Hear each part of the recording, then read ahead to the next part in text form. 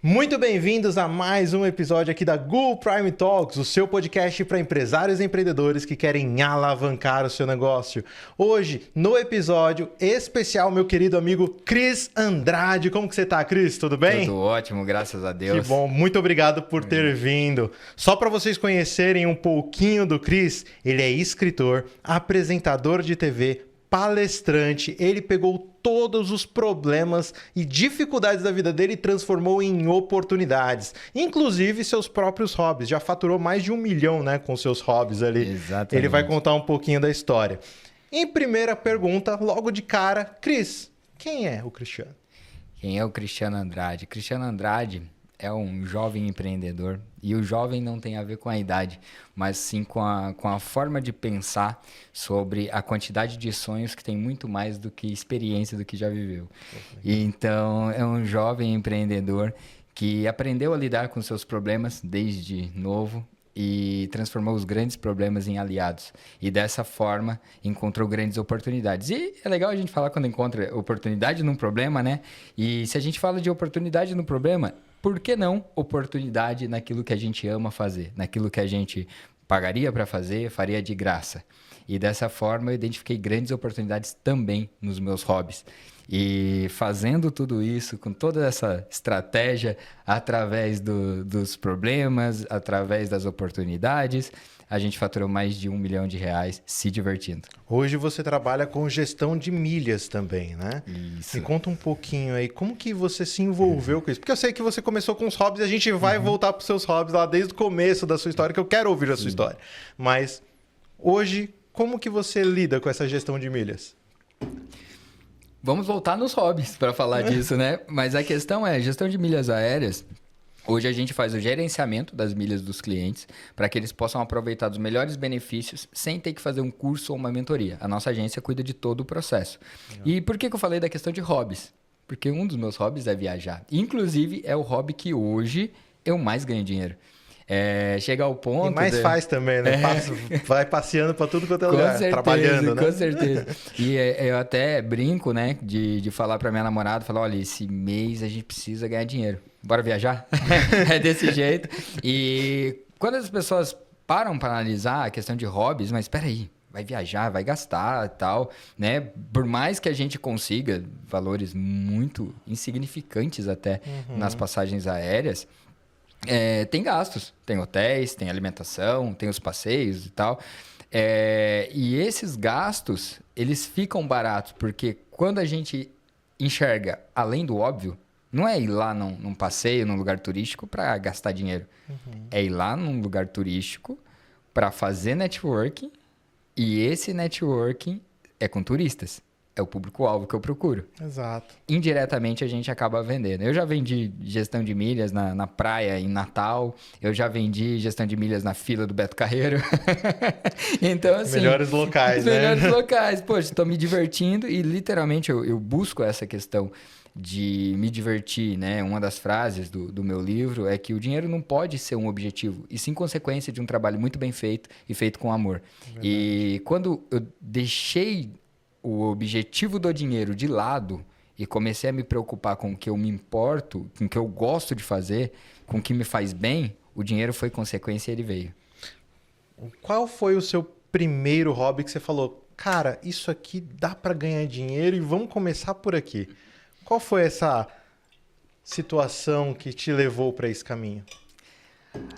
A gente... Não tem como eu falar que eu já pensava em empreender, já pensava em faturar o primeiro milhão, já pensava em mudar de vida. Não. Quando isso aconteceu. O meu primeiro hobby remunerado foi desenhar. E essa história, ela vem lá atrás e ela tem a origem de tudo que eu faço hoje, né? Tem todos os motivos, que é o tema da minha palestra. E eu vou contar um pouquinho para vocês entenderem por favor. Esse contexto. Você vai entender. Eu ligo muito a questão dos hobbies e oportunidades também com os problemas. Por quê? Hobby, todo mundo tem. Problema, todo mundo tem. Oportunidade. Olha só, todo mundo tem. Todo mundo tem também. A questão é que a maioria das pessoas não olham para as oportunidades porque elas estão olhando para o óbvio.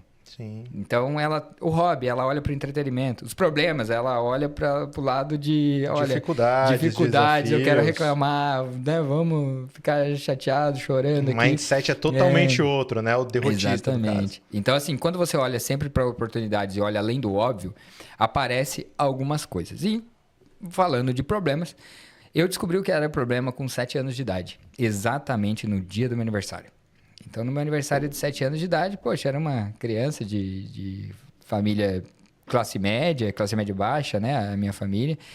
E eu falo... eu vou acabar me emocionando, porque não tem como, né? Porque é uma situação complicada. Mas com 7 anos de idade, eu descobri que eu era diabético tipo 1. Uma criança de 7 anos de idade não entende o quanto isso é um problema. Sim. Porque se você falar para uma criança que ela tá doente, ela tem que tomar um remédio, tem que tomar uma injeção, ela acha, ok, vou tomar, amanhã eu tô bem, né? Não sabe do problema que E a diabetes é um problema que ela não tem cura. Poxa, claro que a gente acredita em milagre, né? Pode acontecer, mas pela ciência em si ela não tem uma cura. A diabetes tipo 1, a que eu tenho hoje. E quando aconteceu isso, o maior problema não foi para mim.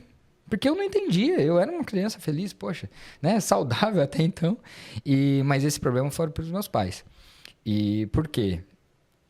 O tratamento que eu precisava representava 60% da renda da minha família. E a gente não tinha muito luxo, mas não faltava nada dentro de casa. E quando aconteceu isso, algumas coisas começaram a faltar.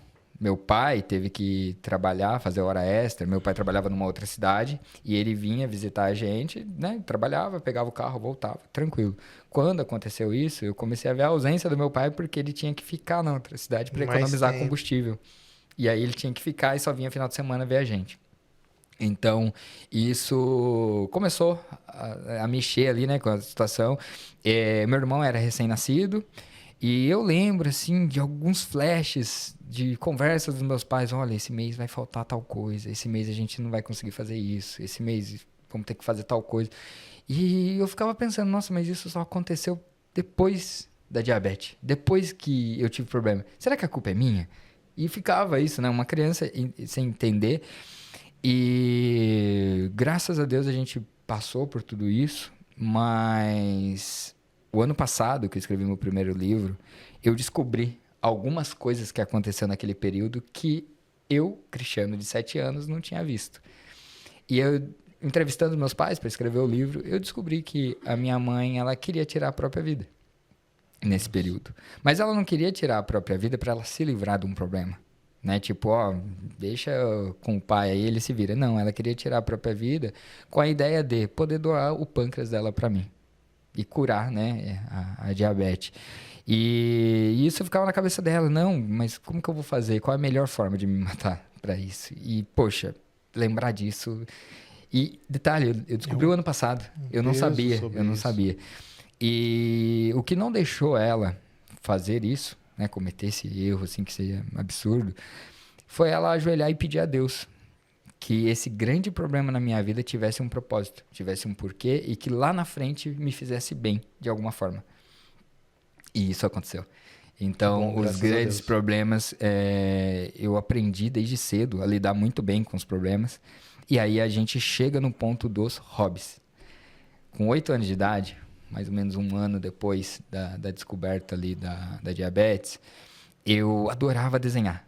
E eu desenhava muito bem. Hoje, nossa, eu vou desenhar, faz um hominho, né? Uma bolinha, umas perninhas. Um padrãozinho. Assim. Não, mas antes eu desenhava muito bem. Assim, eu vejo meu desenho e falo, cara, não era eu, não. Mas eu super te entendo. Eu também tenho esse hobby, eu gostava bastante. E, cara, desenhava bem mesmo. E, assim, e eu gostava muito. E o meu sonho era ter um lápis de cor da Faber-Castell. E vocês vão ver alguns desenhos deles, porque eu vou pedir aqui para ele mandar. Então, a questão é que eu vou ter que procurar, porque eu nem sei onde tem esses desenhos. Tanto que eu procurei, na verdade, os desenhos para colocar no meu livro algumas coisas. Cara, eu não encontrei. Sério? Então, assim, eu não sei se ele pode ter ficado na casa da minha madrinha. Lógico, a gente se ele pode ter... Não sei, né? Aonde que foi esses desenhos. Mas se eu encontrar, pode ter certeza relíquia, que eu vou dar um jeito Deve ser uma relíquia isso. Talvez encontre um ou outro perdido e aí eu te mando sim. Mas, cara, eu, mais do que ninguém, quero encontrar esses desenhos. Pô, com certeza. Até porque você tá lançando um novo livro agora, né? Que depois a gente fala sobre isso. Depois Aí a gente fala. outra É coisa. só uma pequena pauta aqui, uma curiosidade. Né? Então, o que acontece? Eu gostava de desenhar e eu queria o lápis de cor da Faber-Castell, de 48 cores. Mas aí a gente entra no bom senso. Em casa, passando pela situação que tava, como que eu ia pedir um lápis de cor de 48 cores? Né? Não tava na realidade isso daí. E eu vi que, como eu desenhava muito bem, o pessoal elogiava, eu falei, eu acho que eu vou vender esses desenhos. E aí eu comecei a vender desenhos. Então, muitos desenhos eu não tenho porque eu vendi, né? Isso explica, Então, isso explica. boa parte deles, mas os que ficaram em casa, assim, eu tenho que achar. Espero que esteja. É que a gente mudou tanto de casa várias vezes, então pode ter se perdido. Mas eu vendia desenhos para os vizinhos, eu vendia para os meus tios, vendia para os amigos e consegui comprar o lápis de cor de 48 cores. Legal. Então, assim, isso eu posso dizer E que para foi uma criança de 8 anos, isso é uma vitória, né? Nossa! E foi meu primeiro hobby remunerado. E com o passar do tempo, eu percebi uma coisa. Isso daí a gente tá falando dos 11, 12 anos de idade. Que eu não queria ter uma vida igual a que meu pai tinha. Porque meu pai, ele até gostava do trabalho que ele tinha. Ele trabalhava numa fábrica, ele até gostava. Mas ele trabalhava exclusivamente pelo dinheiro. Eu via, às vezes, ele conversando com a minha mãe da questão de, poxa, eu queria ficar com vocês mais tempo. E na segunda-feira já ter que ir para São José dos Campos, que é a cidade onde era a fábrica e tal, e ele ter que sair. Então, eu via que, poxa, espera aí, mas meu pai só trabalha por causa do dinheiro. Eu quero gostar do trabalho que eu faço e não trabalhar pelo dinheiro. Eu tinha essa mentalidade, eu quero me divertir, eu quero fazer algo legal, entendeu? E dá pra fazer, porque daí eu olhava sempre na questão de, olha, os jogadores de futebol, eles gostam de jogar futebol e ganham dinheiro, e ganham um bom dinheiro. Por que eu não faço a mesma coisa? E na época eu jogava bem futebol, eu tive oportunidades incríveis também de ser jogador, e sempre por um pequeno detalhe dava errado. Era detalhe, coisa assim, não tem como dar errado. Poxa, tem um dirigente do time aqui te vendo.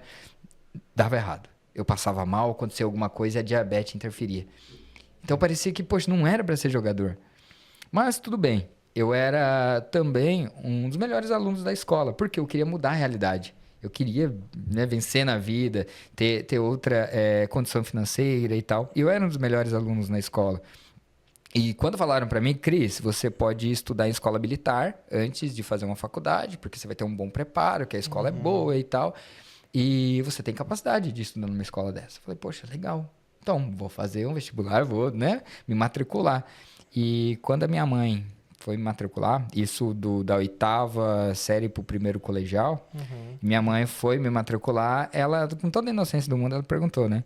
Ah, mas ele é diabético e o que eu preciso trazer de documentação para caso ele passe mal, vocês liberarem ele para sair comer alguma coisa, para ele poder ir no banheiro quando tá tendo hiperglicemia, ele não consegue segurar, ele tem que ir no banheiro na hora e tal. E ela perguntou sobre isso. Aí a mulher olhou pra cara dela e falou assim, ó, infelizmente diabéticos aqui não podem estudar.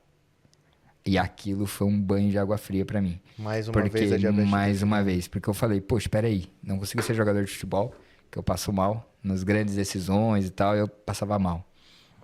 Não consigo estudar onde eu quero, porque a diabetes atrapalha. Cara, que merda que eu vou fazer da minha vida? Eu não sirvo pra nada. E ali foi o início de uma depressão. Então eu comecei a ficar mal, eu vi que eu não servia, eu me sentia inútil. Falei assim, eu não sirvo pra nada. E eu fiquei muito mal com essa situação, mas foi até um período da minha vida... Somente quem tem depressão é que sabe exatamente o mal que é. É porque... Infelizmente, hoje a modinha é a depressão, todo mundo fala.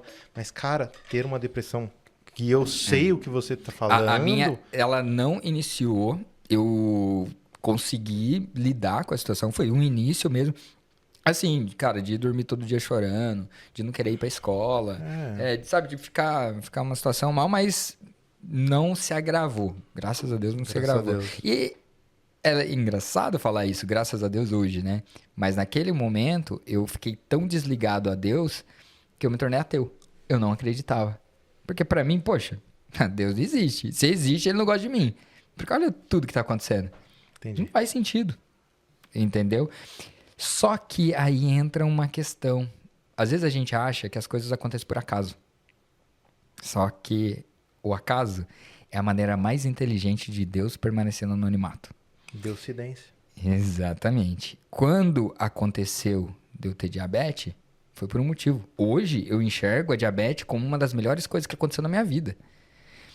Hoje eu enxergo a questão de eu não conseguir ser jogador profissional de futebol como uma coisa boa.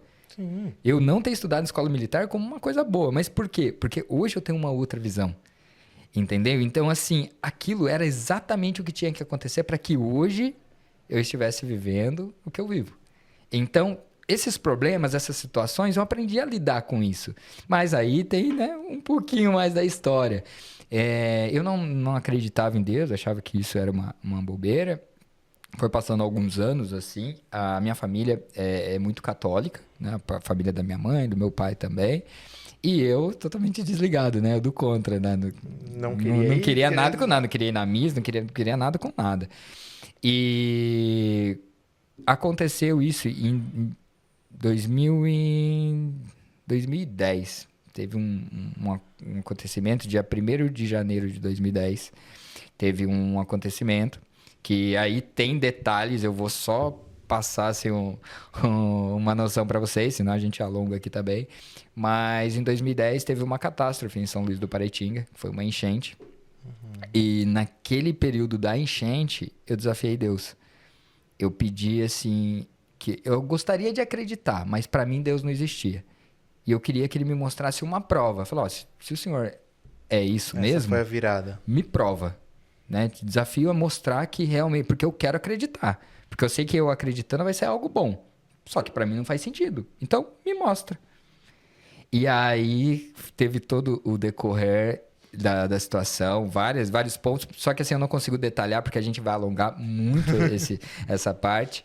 Mas Deus chegou a falar comigo. E quando ele falou comigo, eu ouvi... Eu não sabia que era Deus porque eu não acreditava. E ele não respondeu na hora que eu pedi. Foi alguns dias depois. Mas quando aconteceu isso, de eu ter ouvido, e eu, mas quem tá falando aqui? E, não é nada, bobeira. Alguém deve ter falado alto ali, sei lá. E naquela noite que eu ouvi, aí eu percebi, eu falei, não, pera. Eu pedi uma prova. E aquilo foi uma prova. E aí as coisas foram acontecendo e eu falei, caramba, gente, vocês vão ter que ler meu livro. O livro é muito bom. Eu tenho que ler, mas vai ter que... porque tem essa parte, né, que eu explico. E quando acontece... eu trouxe... Deixa eu mostrar aqui pra você. Ó, é isso aqui. Já aproveita que nós estamos falando do livro, né? O Hobby Milionário. Exatamente. O nome do livro é Hobby Milionário, né? Do Cristiano Andrade. Vou até deixar aqui para vocês deixar acompanhando aqui. Quer tirar do plástico? Fica melhor aí? Não, deixa aqui. Acho que o pessoal consegue ver. Tá tudo bonitinho. Legal. Então eu tiro, vai. O nosso coisa ali acabou de falar enquanto... Mas vai continuar a história. Eu vou abrir aqui. E quando aconteceu isso... Aí eu tive uma visão de vida diferente. Aí as coisas começaram a fazer sentido. Falei, não, pera. Então, se Deus existe, aquilo teve um porquê. E várias noites e noites tentando raciocinar, entender aquela situação. Porque a gente sempre tenta entender Deus, né? E talvez não seja simples. Ou não é simples, sendo bem sincero, não é simples. Mas quando as coisas, você começa a ligar os pontos e começa a fazer sentido, você percebe o quanto poderoso é Deus para criar toda essa construção para que a gente esteja exatamente agora conversando aqui no podcast. Exatamente. Entendeu? Deus sempre dá literalmente posicionamento, né? Algumas construções, plantando pequenas sementinhas para que só lá na frente a gente perceba algo, né? O quão grandioso é o poder divino. E, volto a falar. Mais uma vez, o Hobby Milionário do Cristiano. Agora tá aqui, acredito que vocês consigam ver bonitinho. Né? Tive uma pequena dificuldade com o papel, mas tá aí agora. Agora eu consigo mostrar. Então, e como que foi? Como que deu a origem a isso? Você fala, cara, eu vou escrever um livro. Me conta essa história. Então, esse livro aconteceu até por acaso. Porque a gente passou por essa jornada, né? De começar a ter as visões diferentes, identificar as oportunidades de forma diferente e tal. E aí, avançando um pouco na ordem ali da minha história, eu passei por algumas situações que eu tentei empreender, mas não dava resultado. Comecei a trabalhar CLT, e só que eu tinha um objetivo, isso era um objetivo do início da adolescência, que era ser milionário antes dos meus 35 anos. Por quê? Eu queria ter os melhores tratamentos de diabetes do mundo. E para isso, eu queria ser independente. Então, eu não queria ficar dependendo de nada para ter esses tratamentos. E com 35 anos de idade, a gente ainda é novo. Então, poxa, se eu tiver uma boa condição... O 1 milhão era só algo para representar. Mas com 35 anos, eu tendo uma situação financeira confortável, eu estaria tranquilo para viver, a partir disso, uma vida normal, que muitos têm e não dá valor. Então, nunca foi sobre dinheiro. Sempre foi para ter esses melhores tratamentos, que hoje, inclusive, eu tenho. E quando eu parei para pensar, eu estava lá no supermercado, né, no meu trabalho, tinha um bom emprego, assim, para minha cidade, trabalhar de segunda a sexta num escritório com ar-condicionado ganhando um bom salário, é o sonho de 80% da população. Só que não era o meu, eu estava no lugar errado, porque num dia, fazendo a conta lá no computador, eu vi que os melhores salários do supermercado estavam muito longe de fazer com que eu chegasse na realidade que eu queria. Nessa época você trabalhava dentro do supermercado? Dentro do supermercado. Eu era fiscal tributário. Cuidava de todas as notas fiscais de entrada e saída. Então, toda a parte financeira passava por mim de alguma forma. Então, eu verifiquei e falei, não, peraí, poxa, os donos do supermercado, a prolabore que eles recebem não é o que eu quero. Tá abaixo do que eu quero. Então, não tem sentido. Eu tô perdendo meu tempo aqui. E o meu salário não chegava nem perto da prolabore deles. Então, eu falei, não, tá errado, não... Preciso fazer algo diferente. Só que quando a gente quer fazer algo diferente, a gente está buscando um novo destino, né? Um novo caminho, muitas pessoas elas acabam fazendo exatamente as mesmas coisas. Verdade. E eu precisava fazer algo diferente. Mas para fazer algo diferente, eu tinha que mudar, literalmente, fazer algo que eu não fazia, algo que eu não gostava. Algo que você nem sabia, né? Porque uma coisa é a gente saber o que sabe. Saber o que não sabe, porque a gente vai atrás e corre. Agora, saber o que não sabe é um desafio. É desafiador. E quando eu percebi, eu falei assim, mas peraí, vamos lá. As pessoas bem-sucedidas que eu conheço, o que elas fazem em comum? E aí eu percebi que o pessoal lia muito. Né? Inclusive, a gente está gravando aqui numa biblioteca, né? Exatamente. E o pessoal lia muito. E eu falei, ué, será que se eu começar a ler eu vou ter resultado? E detalhe, eu não gostava de ler, né? Eu tinha lido 2 livros do Harry Potter com 14, 15 anos de idade, porque a professora mandou. Senão nem isso eu teria lido. E ó que Harry Potter ainda dava pra ler, né? O problema é um Dom Casmurro, alguma coisa que normalmente a gente conversa na escola. Não, a professora falou, vai ter que ler o livro. Eu falei, putz, vai, Harry Potter eu acho que dá pra ler. E li por causa disso. E mesmo assim, sem querer. E quando a gente... para pensar nisso, fala, poxa, então não tinha hábito nenhum de leitura. Não, zero. E aí eu saí de férias no supermercado. Os 30 dias de férias que eu tinha no supermercado, eu fiquei lendo. E eu li 9 livros nesse período. Legal.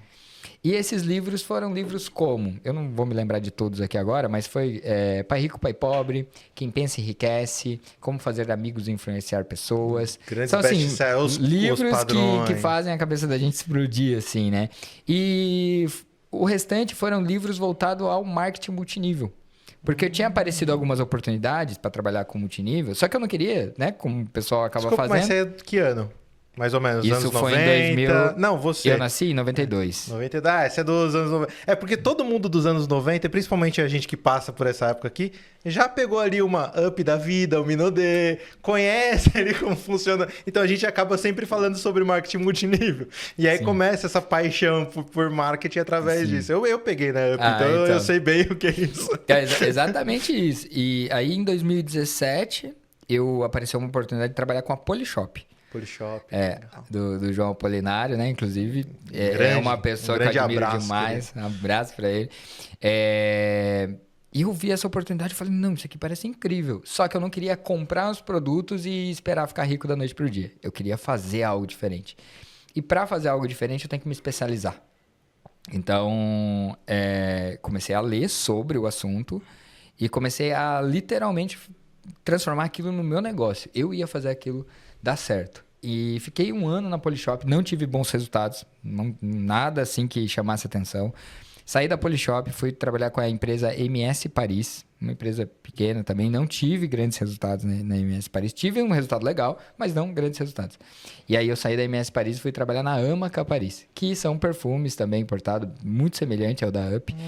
E lá, em 6 meses, me tornei diamante.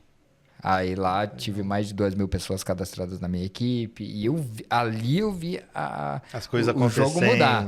Só que daí, o que acontece? Quando que eu tive esse grande start falando, não, é o multinível que é um negócio que eu quero pra mim? Que foi no momento que eu identifiquei meu propósito de vida. Aí a gente volta tudo na história, né? Fala, poxa, jogador de futebol não faria sentido, porque eu sendo milionário jogando futebol, talvez eu não pudesse ajudar tantas pessoas. Eu ganhando dinheiro, fazendo uma faculdade e tal, talvez eu não pudesse ajudar tantas pessoas. Mas fazendo o multinível, aprendendo sobre isso, eu só ia ganhar dinheiro de acordo com quantas pessoas eu pudesse ajudar. Verdade. E aí começou a fazer sentido. Eu falei, não, eu vou sim, vou ficar milionário, multimilionário. Cara, vou transformar minha vida, mas isso está ligado a quantas pessoas eu posso ajudar. Então aí veio o meu propósito de vida. E hoje, quando eu faço uma palestra e vejo lá, poxa, centenas de pessoas emocionadas ao ouvir minha história, eu vejo quantas vidas eu consigo transformar. E cara, não tem dinheiro que pague isso. Não tem. E aí tá totalmente ligado a esse propósito e tal. Então, fiquei esse tempo no multinível, tive dificuldades. Hoje eu não desenvolvo mais o marketing multinível, mas aí entra a questão da... Como que a gente chegou nas milhas aéreas, né? Eu tive uma queda de faturamento de um outro hobby também. Poxa, eu acho que é importante falar desse hobby também. Com certeza. O multinível eu parei no início da pandemia. Então, assim, eu tinha ganhos legais, pelo menos 4, 5 mil residuais no multinível. Isso, assim, até porque tranquilo, se torna só a diamante, rede. né? Só a rede. Isso sem fazer venda e tal, pelo menos isso. E na pandemia, em abril de 2020, o que eu recebi da minha conta foi R$140. Eu falei, e agora? O que eu vou fazer, né? Não... Diabético tipo 1, grupo de risco, vou sair na rua fazer venda de perfume?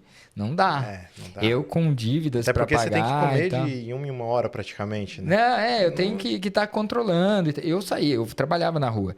Vendia os perfumes na rua e vendia muito bem. Vendia 10 a 15 perfumes por dia na rua. E foi assim que eu bati foi assim que você começou, né? Ok, eu tô entendendo, mas isso é uma dificuldade a mais, né? É isso que eu quis dizer. Exatamente, só que daí quando começou a pandemia eu tive que parar. E aí, ao parar isso na pandemia, aí beleza, tem um residual. O residual não caiu, porque ninguém estava vendendo, não é uma pirâmide financeira, né? Então, não caía dinheiro na conta. Eu falei, e agora? O que eu vou fazer? Aí voltou a ideia dos hobbies. Em 2020, eu simplesmente me desliguei do mundo. Minha mãe falou assim pra mim, ela falou, Cristiano, não se preocupa que comida em casa não vai faltar. Mas... as dívidas, as coisas que tem, depois a gente dá um jeito, vamos ver o que a gente faz. Mas fica em casa ali, tranquilo, né? Que foi a ideia, né? Fica em casa, a economia vê depois e gerou alguns problemas. Mas, no meu caso, a minha mãe falou, não, eu tenho dinheiro aqui, não vou deixar faltar, arruma alguma outra coisa para você fazer no computador, né? Você sabe mexer no computador e tal, pensa em alguma coisa aí. Só que, cara, assim, eu não sabia o que fazer, literalmente não sabia o que fazer. E eu jogava um jogo de cartas chamado Magic the Gathering. Já ouviu falar? Com certeza. E eu jogo Magic desde 2004, mas sempre como hobby. Então, sempre gastei muito dinheiro com Magic. Não ganhava dinheiro com Magic. E em 2020, eu comecei a jogar com foco em ganhar dinheiro, porque era a única opção. E eu já namorava com a Rosângela, que está aqui acompanhando a gente. Só que a Rosângela ela tem uma mãe que é de idade, que ela cuidava da mãe dela, então ela tinha um risco ela não podia sair também para não pegar Covid, não correr o risco de passar para a mãe dela. E eu não saía de casa com o risco de pegar Covid e morrer. Passar para ela, também passar para outro. Que a gente não tinha contato. Então eu e a Rosângela, a gente ficou namorando à distância, morando perto, né? Durante a pandemia. E literalmente, eu jogava 16 horas por dia. Então, eu dormia e jogava. Eu não fazia outra coisa, até por falta de opção. E no Magic dava pra jogar alguns torneios e tal, e dava pra ganhar dinheiro. Só que assim, não muito chamativo. E eu comecei a jogar, em 2020 eu ganhei 3 torneios internacionais. Quitei a dívida que eu tinha. Comprei meu primeiro carro. E assim... Tudo por causa do Magic. Por causa do Magic. E Ao ganhar esses torneios, eu comecei a ficar conhecido no jogo. Então, as pessoas me procuravam quando queriam iniciar o jogo. E para começar a jogar no Magic Online, você tem que comprar o seu baralho. Então, tem as cartas e tal. Então, quando a gente joga um torneio, a gente ganha uma premiação. Essa premiação eu posso comercializar. Na verdade, o jogo não permite, mas a gente comercializa no mercado negro. Entre a própria...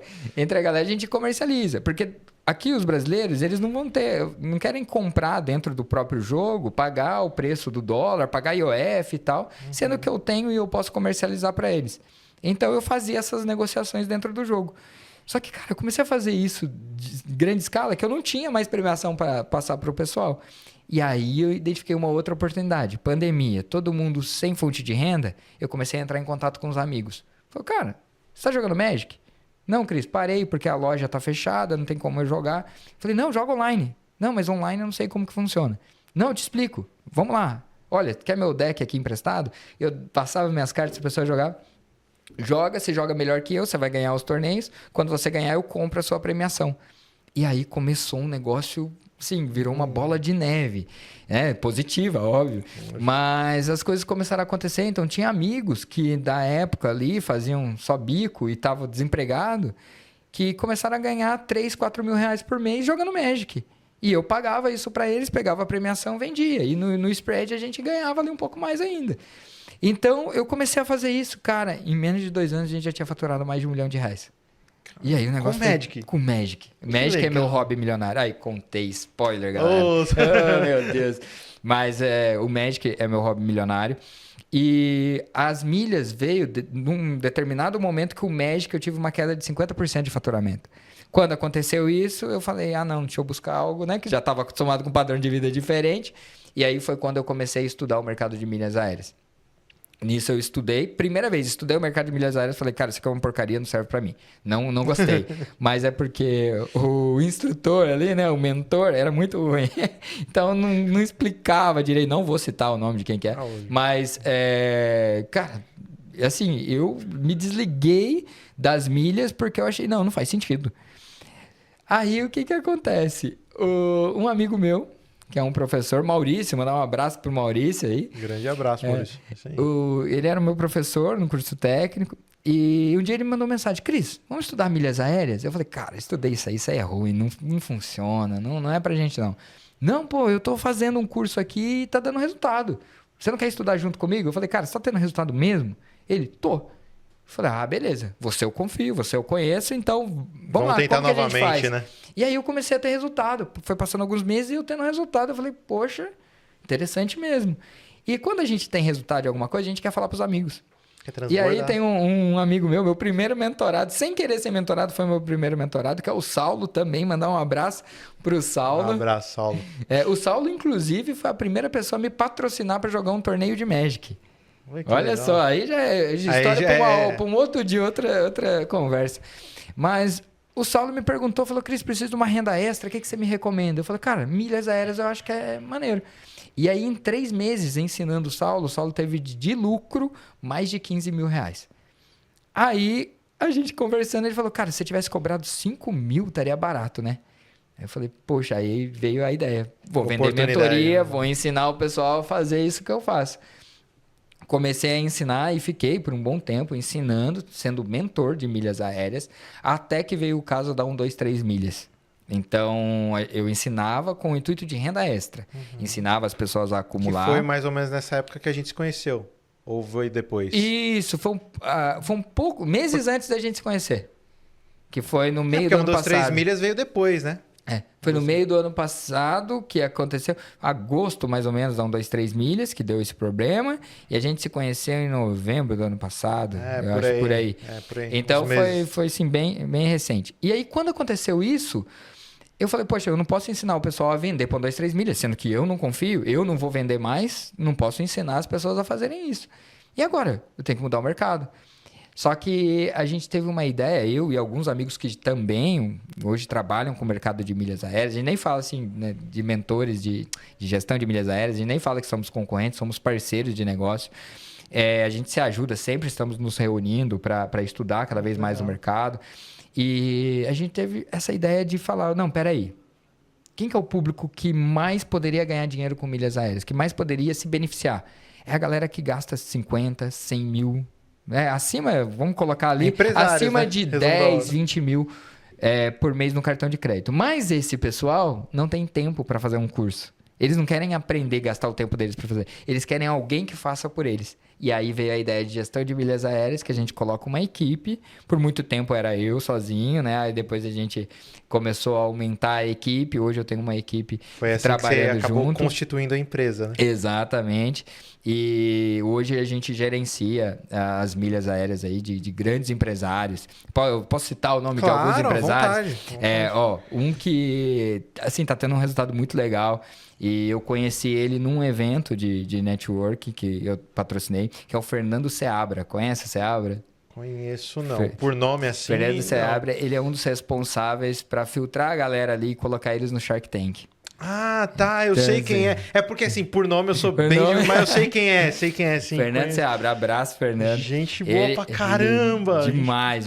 O cara, assim, é muito humilde, muito acessível. Cara, fantástico, gosto demais dele. E a gente faz hoje o gerenciamento das milhas aéreas dele. Pô, que legal, eu nem sabia que você estava em contato com ele. A gente fina pra caramba. Eu fechei negócio também com o Davi Braga, filho do João Kepler. Sim. Hoje a gente faz o gerenciamento dele e da Bela, né, a noiva dele. O Marcos Martins, diretor nacional do maior grupo de networking do mundo. Então, o diretor nacional do Brasil, né, que é o BNI. O Marcos Martins hoje é um grande cliente. Inclusive, o Marcos Martins é um dos maiores cases de sucesso que a gente tem. Ele teve de resultado em uma única viagem uma economia de mais de 20 mil reais. Então, assim, poxa... O mercado de milhas não é uma coisa simples, é expressivo, né? Entendeu? Então, mas por quê? O trabalho... Que quando a maioria das pessoas falam de milhas, na cabeça delas eu vou juntar uns pontinhos aqui para trocar por... sei lá, no posto de gasolina. Não, eu vou trocar por uma passagem. Não é algo... Ninguém tem uma visão de um todo. Sim. Né? Então, assim, quando a gente fala de uma economia dessa, não é que ele teve gasto alto, não. É que ele, ao invés de ter gasto alto, ele economizou isso e pagou um valor baixíssimo. Entendeu? Mas por quê? Tinha uma equipe trabalhando para realizar isso. Então, quando a gente fala de pessoas que querem fazer grandes viagens... de executiva, por exemplo, a gente consegue uma economia muito grande. E aqui já é pausa para o merchan rapidinho. Se você quer saber sobre milhas e tudo mais, aqui ó, @CrisAndradeOficial. Esse cara aqui é o cara que manda muito bem em gestão de milhas. Já estou fazendo já o merchan. Já faz o merchan. Entre em contato aqui, eu mesmo vou responder vocês, tá falando com vocês. E, cara, a gente vê esses resultados e, poxa, peraí. Isso aqui é interessante. Então, quando eu falo desses grandes empresários que estão contratando o nosso serviço, poxa, por que não aquele empresário que gasta 10, 20 mil, que ainda está no anonimato, não faz sentido ele estar com a gente também? Sim. Entendeu? Então, a partir de 10 mil reais de gasto mensal no cartão de crédito, pode entrar em contato que faz muito sentido para a gestão. E aí a gente pega um gancho para uma outra coisa. Mas e a pessoa que não gasta tudo isso? E aí? Essa era a pergunta que eu ia fazer. Fica de fora? Então, hoje a gente também tem uma consultoria que eu consigo explicar sobre o mercado. A gente dá todas as ferramentas para que essa pessoa, por conta própria, não precise contratar uma empresa para fazer por eles. Mas ela tendo tempo, ela consegue fazer por conta própria. E aí a gente tem um outro também, que é uma comunidade. E essa comunidade, ticket baixíssimo, né? Menos de R$30 por mês. Que lá dentro...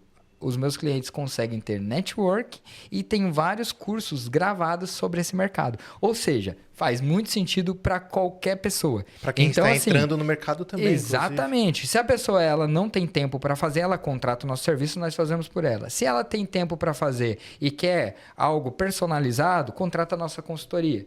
Olha, ela quer assistir um curso gravado, ela quer aprender por conta própria? Sem problema, tem a nossa comunidade. Então, nós fazemos todo esse processo e sempre identificando qual que é o melhor produto para o perfil do cliente.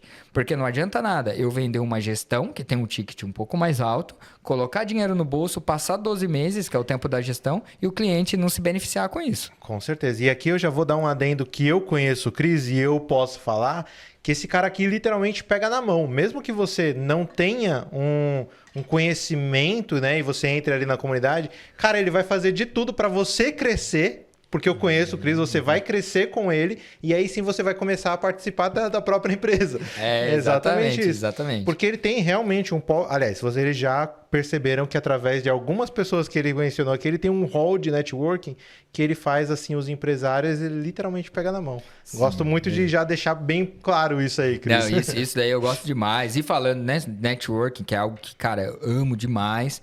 O livro que eu vou lançar agora, sábado, dia 14 na Bienal, fala sobre networking. Eu reuni alguns empresários para contar sobre histórias de sucesso envolvendo o networking na vida deles. Então, já fica aí, pessoal que puder estar na Bienal. Eu acredito ou se já, que vai já passado da Bienal. Mas o livro chama Conexões de Impacto. E aí vai estar em todas as livrarias. Vai estar nas livrarias. Então, é isso aí. E depois eu trago ele aqui de novo só pra gente poder falar sobre isso. Com certeza, você tá mais do que convidado, meu querido. Obrigado. Infelizmente o nosso tempo, ele tá bem escasso, né? Graças a Deus você já veio falando, e eu gostei, eu deixei, nem fiquei fazendo muita pergunta, porque eu gosto mesmo de deixar o convidado à vontade falando mesmo. Né? E, cara, você tem uma história sensacional, principalmente ainda com a diabetes, que realmente te abriu muitas portas, aí você aproveitou todas as oportunidades.